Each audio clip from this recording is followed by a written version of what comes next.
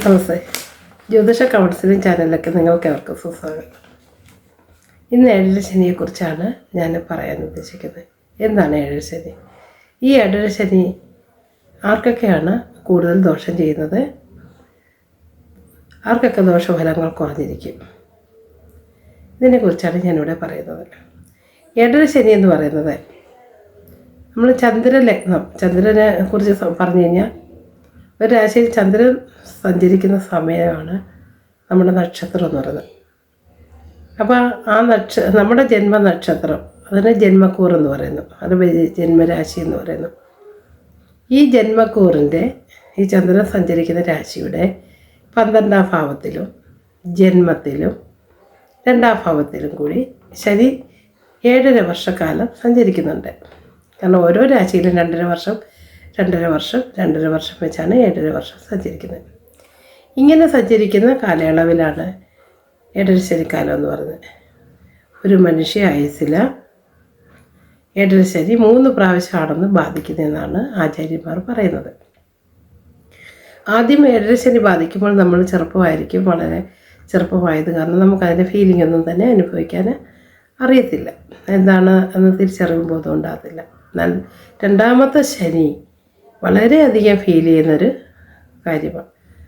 ഈ ശനി ഏറ്റവും കൂടുതൽ മനസ്സിനെ ബാധിക്കും, ധനത്തെ, ആരോഗ്യത്തെ, അങ്ങനെയൊക്കെയുള്ള കുടുംബജീവിതത്തെ, ഇങ്ങനെയൊക്കെയുള്ള ഒരുപാട് കാര്യങ്ങളെ ബാധിക്കാറുണ്ട്. മനസ്സാവാച കർമ്മം അറിയാതെ നല്ല കാലയളവിലൊക്കെ ഏഴര ശനി ബാധിക്കുമ്പോൾ നമുക്ക് പെട്ടെന്നുണ്ടാകുന്ന തകർച്ച വളരെയധികം വിഷമതകളിലേക്ക് കടത്താറുണ്ട്.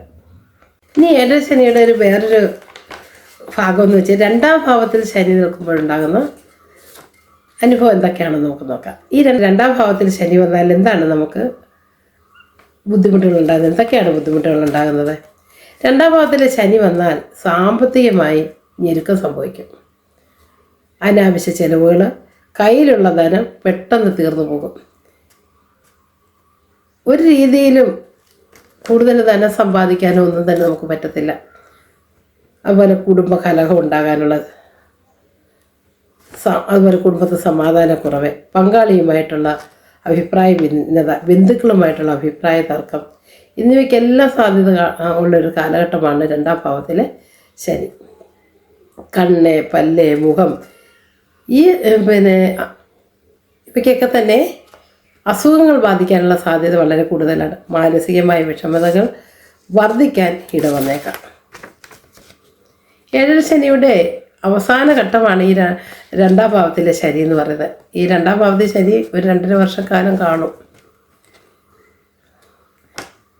അതുപോലെ ജീവിതത്തിൽ സാമ്പത്തിക കാര്യം, 2ാം ഭാവം തന്നെ സാമ്പത്തികത്തെയൊക്കെ വളരെയധികം പ്രാധാന്യം ചെയ്യുന്ന ഒരു ഭാവം കൂടിയാണ്.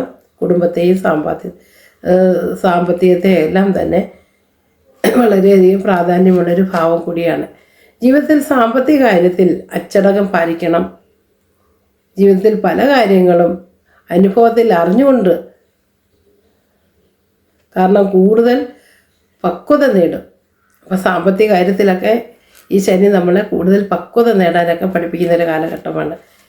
അതുപോലെ സാമ്പത്തികം ചിലവാക്കുന്ന കടക്കണി ചെന്ന് പെടാതിരിക്കുക, കയ്യിൽ നിന്നൊക്കെ പോയി കഴിഞ്ഞ് പൂർണ്ണമായിട്ടും ദുരിതങ്ങളും വിഷമതകളും ഒക്കെ അനുഭവിച്ച് വളരെയധികം എന്തിനു പറയുന്നു, ഒരു ഭ്രാന്തൻ്റെ ഒരവസ്ഥ വരെ ഈ ശനി മോശമായ സ്ഥാനത്ത് നിൽക്കുന്ന, അല്ലെ ദുരിത സ്ഥാനത്ത് നിൽക്കുന്ന ശനിയൊക്കെ ആണെങ്കിൽ ഈ വ്യക്തികളെ ഒരുപാട് കഷ്ടതകൾ ഈ ശനി പഠിപ്പിക്കും.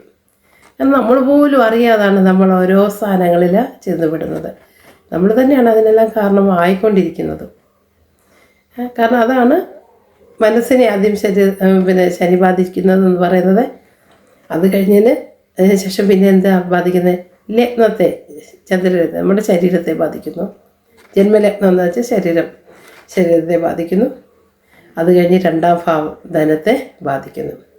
അപ്പോൾ ഇങ്ങനെയൊക്കെയാണ് യഥാർത്ഥത്തിൽ ശനി നമ്മളെ ബാധിക്കുന്നത്.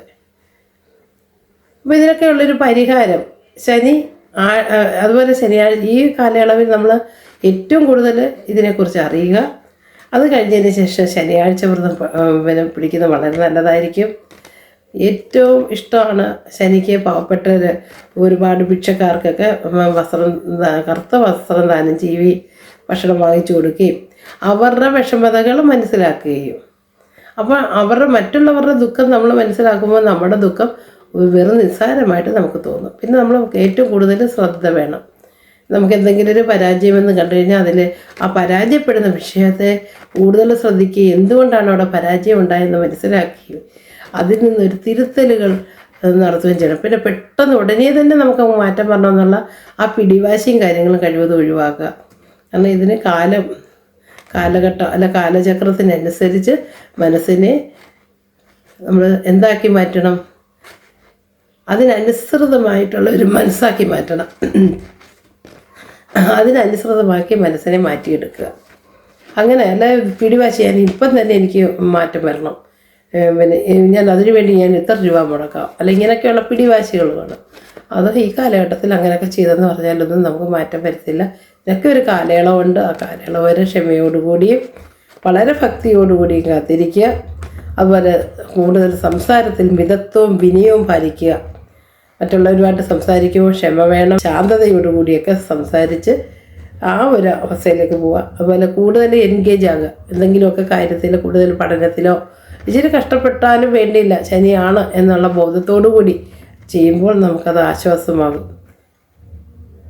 അതുപോലെ ഈ ശനി മകരത്തിലോ കുംഭത്തിലോ ഒക്കെ നിൽക്കുന്ന ഒരാൾക്കാണെങ്കിൽ പോലും ശനിയുടെ ദോഷം വലുതായിട്ട് ബാധിക്കത്തില്ല. യോഗാരകനായി നിൽക്കുന്ന ശനി ദോഷം ചെയ്യത്തില്ല.